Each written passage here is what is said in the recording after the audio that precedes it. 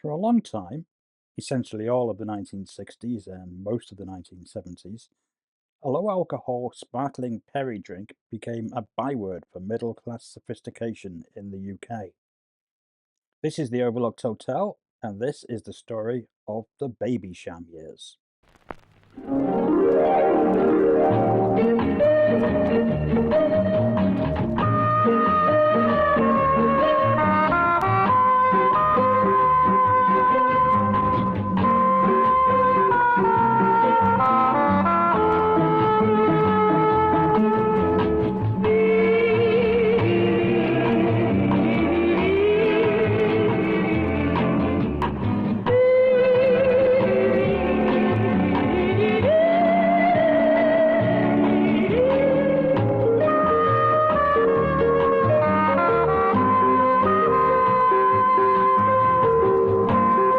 Babycham. I'd love a Babycham.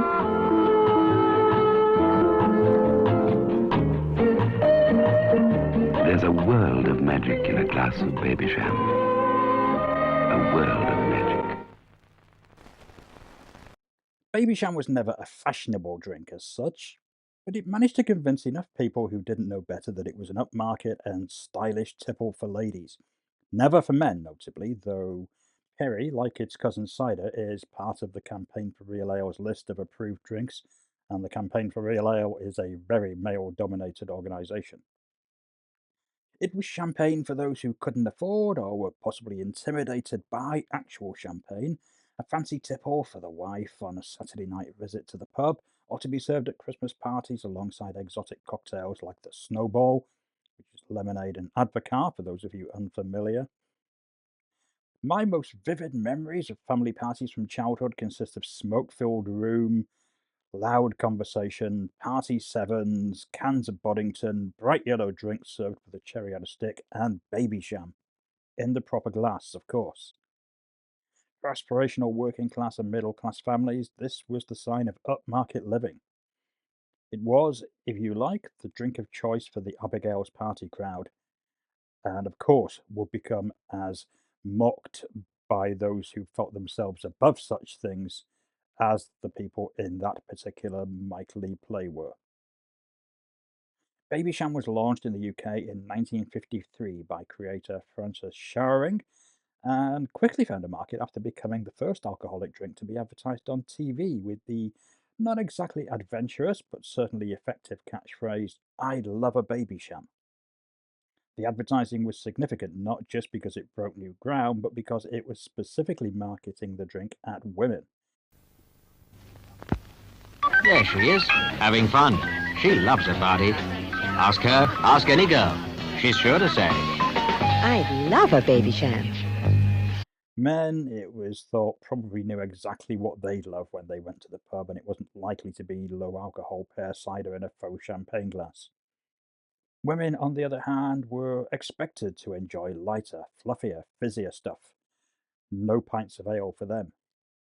At 6%, Babycham was considerably less alcoholic than wine or champagne, or just about any cocktail that might have otherwise tempted the female palate. You could probably drink a few of these in a night without getting tipsy. The drink was served, very important this, in something that resembled a champagne glass and featured the Babycham trademark cartoon animal. Actually a goat, but usually seen and quickly reinvented as a Bambi-like fawn.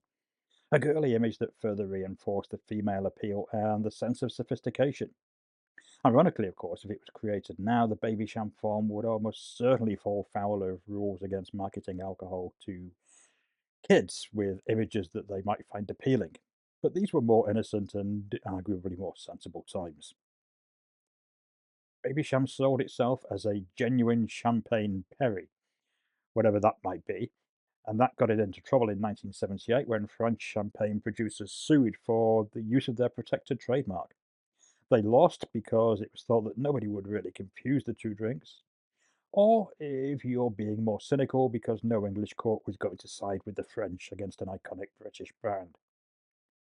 Babycham themselves had sued a writer previously in 1965 for suggesting that the company was trying to pass the drink off as champagne, They lost this case not because it was shown that they were really trying to mislead, but because the comments were seen as opinion rather than a statement of fact.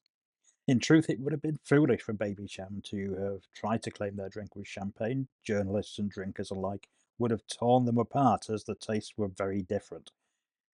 But company certainly marketed the drink as an alternative to champagne and so convinced quite a lot of people that this was itself a sophisticated and upmarket beverage.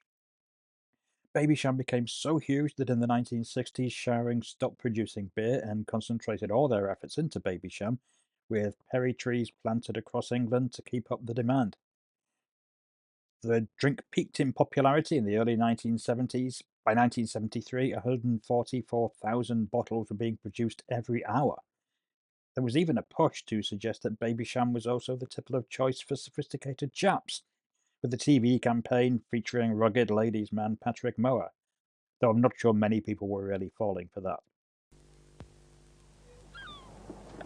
You know, there isn't another drink like Babycham. Look at that. Even looks like a good time. It's got sparkle.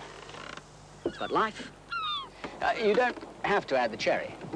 But there is one thing you do need to make a Babycham perfect.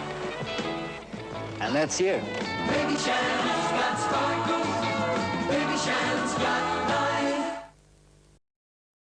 Of course, tastes change, and as the 1970s slipped into the 1980s, Babycham, like so much of the previous decade, began to look a little cheesy. A down-market drink for people who had ideas above their station.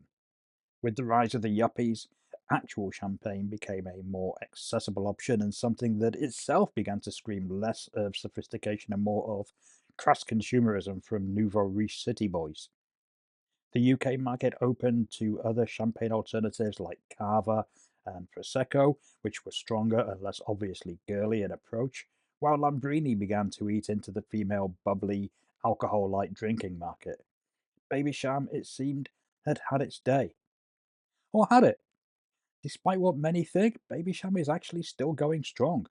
Around 15 bottles are sold every year, and the drink has a strong footing in the hen market, as you might expect.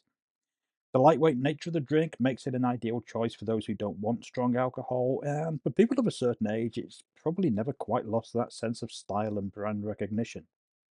For others, there's something kitsch about Babycham that goes beyond the drink. The glasses, of course, are collectible items in themselves, and the Babycham fawn is as an iconic and immediately recognizable figure as any you could name.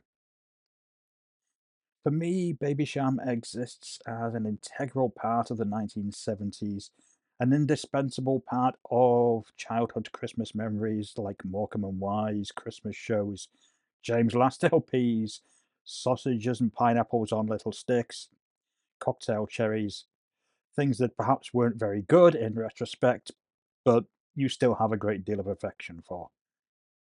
The very idea of Babycham still makes me smile. And yet, oddly, I don't think I've ever actually tasted one. Somehow it seems better that way. Live the fantasy, not the reality. If you enjoy this sort of content, make sure that you like, subscribe, share, hit the alert bell. You know the score. And if you enjoyed Babycham or if you loathed Babycham, let us know in the comments. For now, though, thanks for listening, and I'll see you again soon.